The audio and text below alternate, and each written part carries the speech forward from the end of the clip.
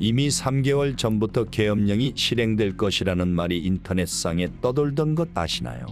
그 내용은 뜬금없이 고등학교 입시 설명회 영상에 달린 한 댓글에 있었습니다. 그 당시에는 아무도 관심 없었지만 지금 그 사실이 진짜 현실로 나타나자 큰 관심을 받게 됐고 댓글도 사라지고 영상도 없어졌습니다. 그 영상은 알고 보니 현재 대통령의 모교였던 고등학교 유튜브에 달렸던 댓글이었고 계엄령을 준비하는 사람들 모두 같은 고등학교 출신이라는 사실을 말해주고 있습니다. 그렇다면 그 댓글을 달고 사라진 사람은 어떻게 이 사실을 미리 알고 얘기를 하고 사라졌을까요? 그 사람은 아마도 천은록에 남겨졌던 기록을 미리 알고 있고 해석할 능력을 가진 사람이라 생각됩니다. 조선후기 숨겨진 예언서 천은록. 하늘의 흔적이라고 불리는 뜻으로 조선시대 제1의 명리학자이며 예언가였던 남사고의 마지막 제자의 예언서로 알려져 있습니다. 단순히 전설로 전해졌던 이 책이 지금 대한민국의 현실과 놀랍도록 맞아떨어지고 있다는 사실을 알고 계십니까? 이 책 속에는 조선의 한 예언가인 서묘자가 남긴 미래에 대한 경고가 담겨 있습니다. 서묘자는 남사고의 마지막 제자로 스승의 예언을 계승하고 발전시킨 인물입니다. 그는 500년 전, 수백 년 후의 나라와 세계에 벌어질 사건들을 하나하나 기록해 두었습니다. 그 기록을 남긴 고서의 이름이 바로 천은록입니다. 그 고서에는 오늘날의 대한민국, 바로 지금 벌어지고 있는 계엄 상황을 정확히 묘사했습니다. 계엄령 발표의 순간 군화로 가득 찬 도로, 숨죽인 국민들, 그리고 그 이후에 벌어질 충격적인 사건들까지 천은록은 단순히 계엄 상황을 예견한 것만이 아닙니다. 그 이후의 변화, 그리고 우리 사회에 다가올 새로운 국면까지도 이미 기록해 두었다는 사실을 알고 계셨나요? 과연 이 예언은 단순히 우연일까요? 아니면 이미 정해진 운명의 경고일까요? 지금부터 서묘자가 남긴 충격적인 기록, 천은록 속으로 들어가 보겠습니다. 서묘자는 남사고의 마지막 제자로 알려진 인물입니다. 그는 조선 중기 혼란의 시대 속에서 남사고의 가르침을 이어받아 스승의 예언서 격암유록에 담긴 깊은 의미를 탐구하고 재해석했습니다. 서묘자는 단순히 스승의 가르침을 답습하는 데 그치지 않았습니다. 그는 자신의 관찰과 통찰을 더해 새로운 기록을 남겼습니다. 그 기록이 바로 천은록이며 이는 미래의 국운과 세계의 흐름을 경고한 예언서로 전해집니다. 천은록에는 이번 사건뿐만 아니라 몇 가지 중요한 한국 사회의 과도기를 정확히 예측하기도 했습니다. 그 중에 하나는 이번과 비슷했던 1980년 민주화 운동이었습니다. 예언서에는 이렇게 적혀 있었습니다. 경신년, 남쪽의 태양이 어두워지고 붉은 빛이 하늘에 가득하다. 피의 강이 흐르며 백성은 숨을 죽인다. 그러나 이 강은 북쪽으로 이어지리니 결국 그곳에서 새로운 흐름이 시작될 것이다.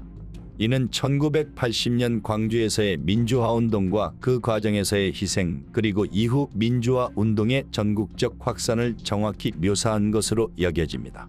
당시 남쪽 하늘의 붉은 빛은 광주에서 벌어진 폭력과 희생을, 북쪽으로 이어지는 강은 민주화운동의 전국적 확산과 희망의 흐름을 상징합니다.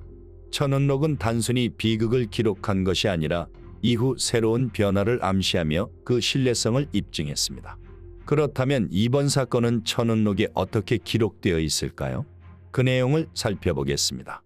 천은록에는 2024년 12월 3일을 매우 중요한 전환점으로 기록되어 있습니다. 여기에는 이날을 혼란의 문이 열리는 날로 표현하며 기록에 이렇게 적어두었습니다. 갑진년 임자월 개축일 밤, 군이 길을 메우고 사람들은 숨을 죽인다. 그러나 이는 밤의 끝자락에 불과하다. 새로운 빛은 가까워지나 그 과정은 험난하다. 2024년 12월 3일 대한민국에서 실제로 벌어진 계엄령 발표와 그 혼란스러운 상황은 서묘자가 예언한 이 구절과 놀라울 정도로 일치합니다. 대통령과 국방부 장관의 협의로 선포된 계엄령, 군 병력이 주요 도시에 배치된 상황. 국민들은 공포 속에서 숨죽였고 혼란은 깊어졌습니다.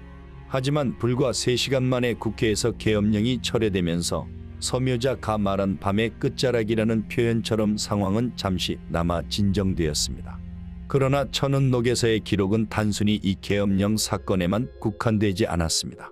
그는 이 혼란이 끝이 아니며 그 이후 더 큰 변화와 갈등이 다가올 것을 경고했습니다. 그의 기록에 따르면 계엄령은 단지 시작일 뿐이며 그로 인해 드러날 정치적 혼란과 국민들의 움직임 그리고 대한민국의 국운이 크게 요동칠 사건들이 뒤따를 것이라 적혀 있었습니다.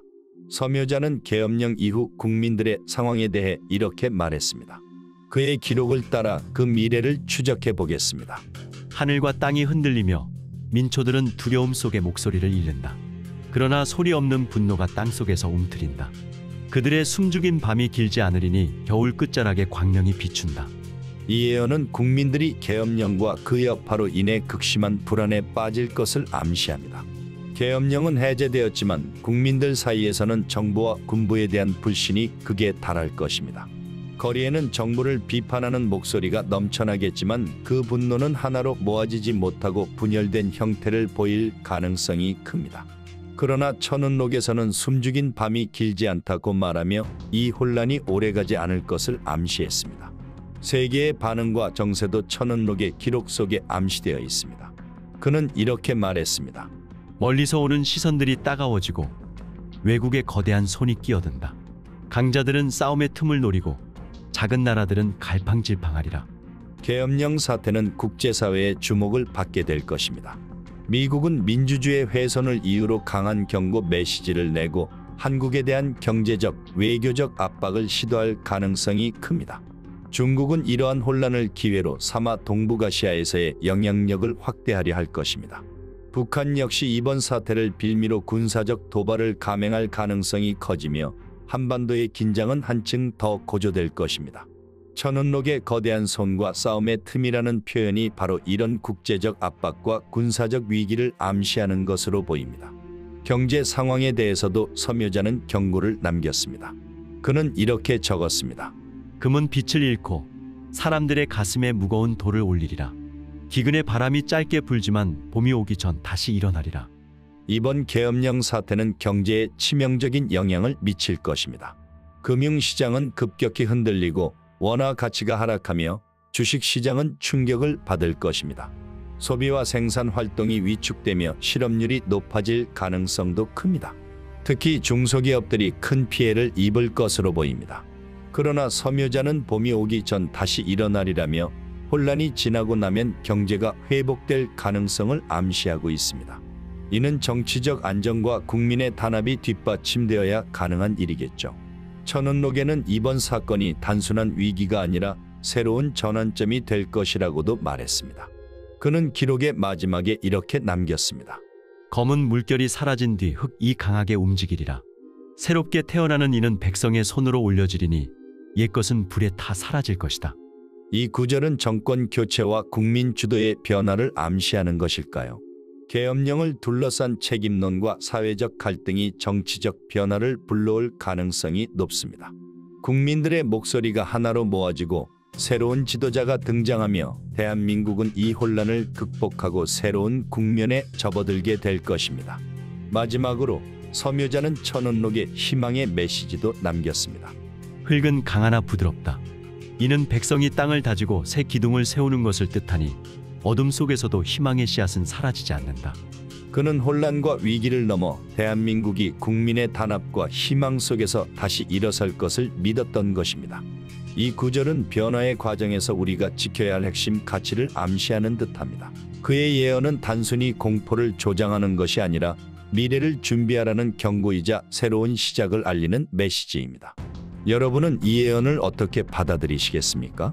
과거의 미신일까요? 아니면 우리가 만들어가야 할 미래의 지침일까요?